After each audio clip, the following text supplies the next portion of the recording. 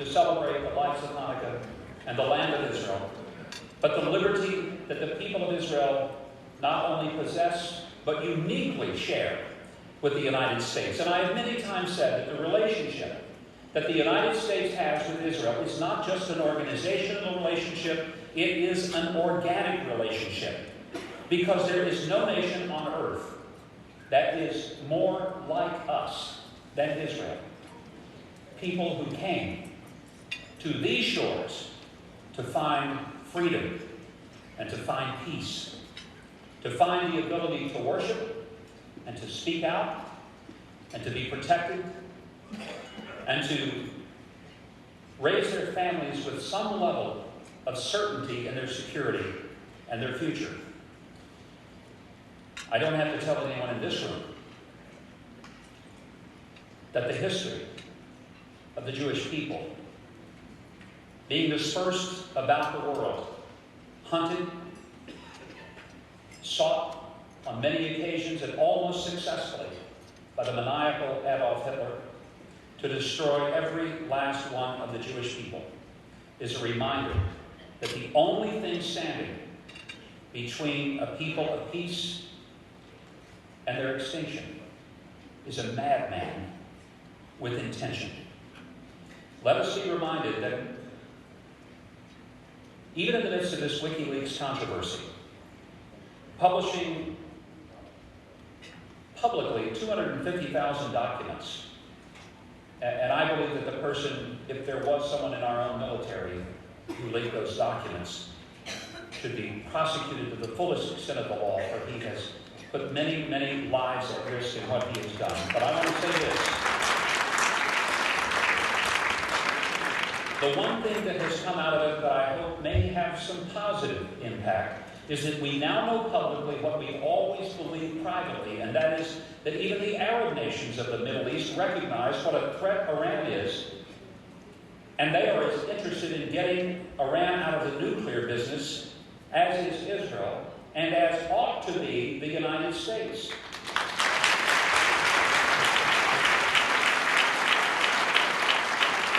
We know that Israel stabilizes the region, and the United States needs a strong and stable Israel. I know that there are some people who complain about $3 billion in aid to Israel, but let me say that we need an ally in that region that can be depended upon and counted on, and the $3 billion that is made possible to assist in stabilizing that region is a lot less than the money that we would have to spend without having Israel as a strong and stable nation. It is singularly the most important strategic tool we have in that part of the world. We ought to make it clear. We ought to make it clear to the whole world, without equivocation and without apology, that we will stand with Israel and offer our support, even to use military action against Iran to make sure that nuclear capability is never in the hands of another maniacal madman in this time.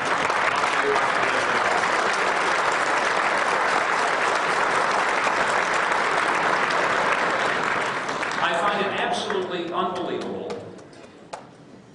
that our own government would ask the Israelis to cease building bedrooms in their own land and in their own neighborhoods when we have not been that strong in demanding that Iran quit building bombs pointed at Israel, the rest of the world, including the United States of America.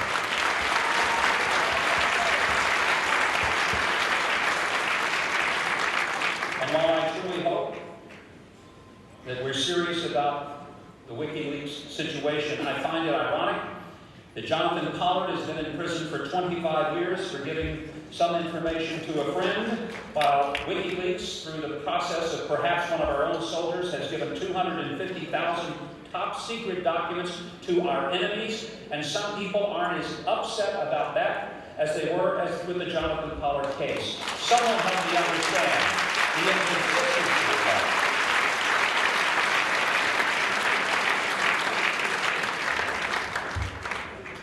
I'm here tonight because I'm grateful for the courage that so many of you in this room have shown in seeking to stand with Israel Some of you because you have deep roots, family members there. But even for those of you who have never even put your feet on its soil, you certainly understand that the right of Jewish people to a homeland did not originate with the Balfour Agreement, nor with the United Nations, but with God himself.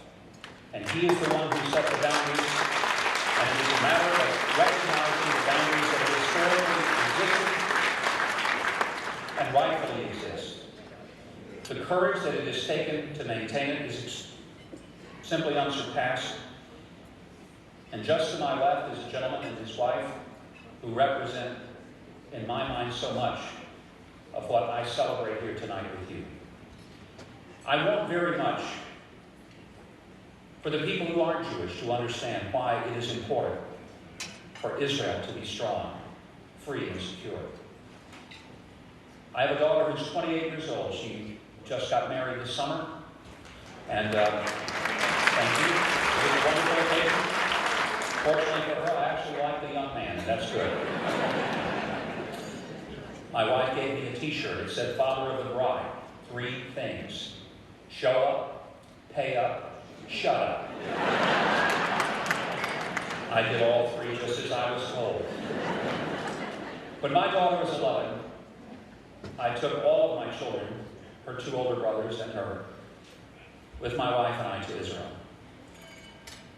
And every time I've been, I always visit Yad Vashem, and I insist that anyone who goes with me go there. I want them to see it, feel it, experience it. And when we took our children, my daughter was only 11, not quite 12, a few months from her 12th birthday, and I wanted to make sure that she saw it, and yet I was a little troubled because I know how intense it is even for me, no matter how many times I've been. My wife and I discussed whether it would be too overpowering for her, but we decided that she needed to see what happens when people stand by and look the other way when all manner of evil is done to others. How far can it go? So we decided that I would take my daughter through Yad Vashem, and if it became too much for her, I would escort her out. But I wanted her to see it. I wanted her to know why people have to stand up and speak up and not allow evil to go unchallenged. As I walked her through Yad Vashem, I don't have to tell you that it is an incredibly emotional experience. And in those days, it was arranged in a chronological order, so the first thing that one saw was what happened to little children in their schools when they were made to wear the Stars of David, not to distinguish them in a positive way, but to isolate them and ultimately to humiliate them and to separate them from the other children in their schools. My daughter was appalled that something could be done to a child like this, to purposely hurt another child. We came to the part of Yad Vashem that depicted what was going on in the Warsaw ghettos. My daughter saw the pictures that the Nazi soldiers themselves took. The reason we have records of what happened is because they were proud of what they were doing, to the point that they actually photographed themselves shooting children as if it was sport. Again, she could not believe something like this could happen. But there was the record. There was the literal presence of it facing her. It could not be denied. We saw the pictures, not only of Warsaw, but then the pictures of Dachau and Auschwitz. And those hideous scenes that I will not describe here tonight, that all of you have seen, and some of you have endured. And my daughter fell silent. She didn't say a word, but she stared intently, and she continued to read. As we came to the end of Yad Vashem, and I held her by the hand, she went to the guest book there at the exit of Yad Vashem that many of you have signed. And as she walked up to it, I walked up behind her, and I stood over her and watched as she took a pen from my pocket, and she began to write her name in the guest book and our address. And there was a place for comments. And I wondered what my daughter might write. As I looked over her shoulder, I watched my daughter write words I will never forget so long as I live. My 11-year-old daughter. As I wondered, did she get it? Does she understand? Does she fully comprehend why we never, ever can allow this to happen again? Because if it can happen there, it can happen here. And I watched her write these words. Why didn't somebody do something? That's all she wrote. Why didn't somebody do something? With that, she put the pen back in my pocket, and my daughter did not say another word for 4 hours. She quietly took her coat, put it over her head, and she sat very still, very quiet, contemplating what she had seen.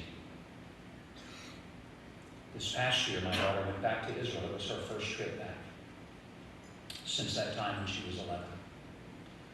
This time, it was very powerful and emotional for her and for me as I took her back through Yad Vashem, now almost 17 years later.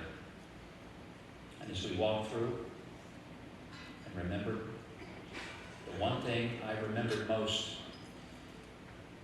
is that I never had to ask my daughter, does she understand? And I say to you tonight, my greatest nightmare is that someday out there in the future that some father in this country would take his daughter to a memorial dedicated to the memory of a great country called America that forgot who it was, why it was here, and would one day look over his daughter's shoulder and watch her write words asking this haunting question: why didn't somebody do something? I thank you tonight that you will do something, and you will see to it that this country and Israel never, ever allow something like that to happen again to any people, any time, any place, anywhere, for any reason. God bless you, and thank you for giving me the privilege